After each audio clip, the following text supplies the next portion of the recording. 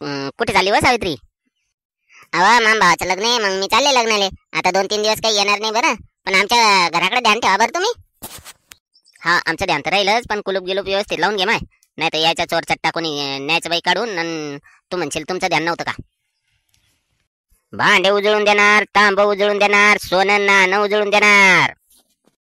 बया कोणाला वय? भांडे उजळून देणार म्हणते माय, सोनं पण उजळून देतं म्हणते माय. पण आपल्या जवळ काय आलं माय सोनं नाणं? भांडे उजळून देणार, तांब उजळून देणार, सोनं नाणं दाग दागिने उजळून देणार. काय म्हणता दादा तुम्ही? भांडे उजळून देता? हाव, तांब्याचे भांडे, काशाचे भांडे, जर्मलचे भांडे, सगळे भांडे उजळून देतो. आणि सोनं सोनं पण उजळून देता म्हणलं तुम्ही? हाय का? सोनं, कडे, पाटल्या, तोरड्या, झुमके सगळं उजळून देतो, ते पण उजळून देतो. नाही बापा, आमच्या जवळ कशाचं आलं सोनं नाणं? हा ताई, मग भांडे तर असतील, तांब्याचे भांडे, जर्मनचे भांडे, ते पण उजळून देतो ना. आता कशाचे तांब्याचे जर्मनचे भांडे राहिले भाऊ? ते नेले भाटाबाम नाही ना. मग सोनं नाणं दाग दागिने झुमके तोड्या ते पण उजळून देतो ना. भाऊ मी घेतली असती बरं, एकदाने उजळून घेतली असती, पण आता मी लग्नाला निघले त्याच्यामुळे आता नाही घेत. आता पाहिजे मग पुढच्या वेळेस, पुढच्या हप्त्यात येसाल ना तुम्ही, मग तेव्हा घेईन. ताई एवढं काय लगे 10 मिनिटात उजळून देतो, 10 मिनिटात घेऊन जा ना तुमची पोत. नाही बाबा, आमच्या घरचे लोक तिकडे वाट पाहत असतील, घेईन मी आता पुढच्या वेळेस घेईन आता उजळून. बरं चालेल चालेल, ठीक आहे, पुढच्या हप्त्यात उजळून देईल. मग भांडे उजळून देणार, जर्मल उजळून देणार, सोनं नाणं दाग दागिने उजळून देणार. भांडे उजळून देणार, जर्मल उजळून देणार, तांब कास पितळ उजळून देणार. बा कोणाला होय? भांडे उजळून देणार आहे म्हणते बा. घ्या भांडे, सोनं नाणं दाग दागिने उजळून घ्या.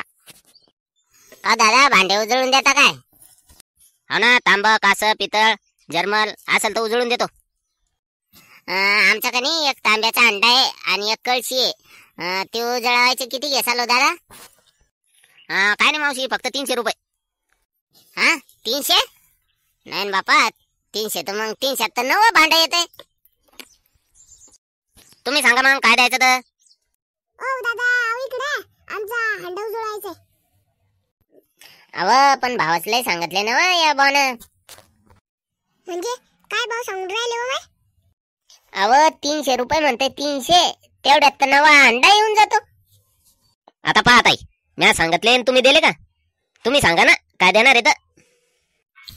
भाऊ 50 रुपये देईन बा. 50 रुपये? ताई ही काय मजुरी झाली का? नाही काही 200 रुपये तरी द्या बा. जाऊ द्या मग 100 घ्या. का भाऊ सोनं पण उजळून देता काय?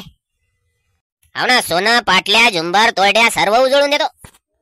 मग हार उजळून द्यायचे काय घेसाल दादा? हाराचे का फक्त 20 रुपये? का दादा, हंडेले तुम्ही 100 रुपये म्हणून राहिले आणि हाराले फक्त 20 रुपये का? ताई हंडा केवढा असतो, हार केवढा असतो? हार एवढं सगळं असते, मग आम्हाला ते पॉलिश करायला वेळ लागत नाही ना, म्हणून त्याचे 20 रुपये. बरं चालन मग आमच्या घरी. मग हारच नाही, मी चपला हार आणखीन अंगठी गिंगठी त्याचे सगळं उजळून घेते. चला मग. पण मग बाकीच्या दागिने काय घेसाल हो दादा उजळवायचे? मावशी फक्त 50 रुपये, 50 रुपयात उजळून देतो सारे दागिने. सारे दागिने 50 रुपयात उजळून देता आणि आमच्या अंड्याले 100 रुपये म्हणता? ताई सगळे दागिने एका कटोऱ्यातल्या लिक्विड मध्ये होऊन जातात, म्हणून मग त्याचे 50 रुपये. पण तुमच्या हंड्याले 2-3 कटोरे लिक्विड लागतंय. असं का? बर चला मग, चला आमच्या घरी. हा तुम्ही वापुडा, आम्ही एकदा यायचे ते दागिने उजळून देतो मी. नाही दादा, पहिले मी तुमच्याशी सौदा केला ना आणि माझ्या घरी झाला. ताई दागिने उजळायला वेळ लागत नाही, 10 मिनिटाचं काम आहे, आणूच. बरं चला बरं दादा, मला पण लय काम आहे, द्या तेवढे दागिने उजळून एकदा. बाई शांताबाई दागिने देऊन राहिले बरं, जरा जपून बरं.